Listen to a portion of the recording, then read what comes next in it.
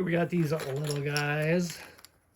Now they have no eyes, and you can go through and print eyes and glue it. Kind of neat, or you could paint them. But what I did was I purchased these Wiggly eyes, and they're pretty awesome. They have a bunch of different sizes, so you don't have to worry about if they're going to fit or not. These are the ones that fit here, the second level. So let me go through and show you, putting them on here. The hardest part's the glue, so let's go through and work with that. The good glue that I had, I'm kind of low on, so I need to wait for more to come. This glue works good, except sometimes it doesn't let go of the container.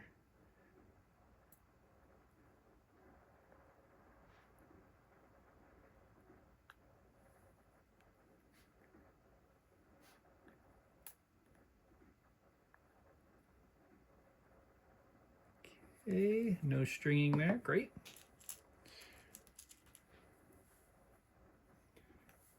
Grab a wobbly eye. And don't mess up. You're on camera. Oh, kind of on camera.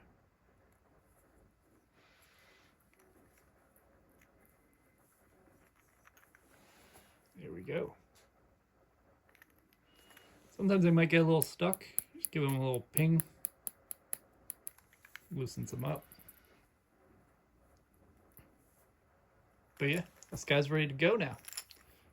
Looks so much better. You want to give it at least 5 minutes for the glue to dry, depending on what glue you use. But yeah, you're good to go. These eyes are awesome.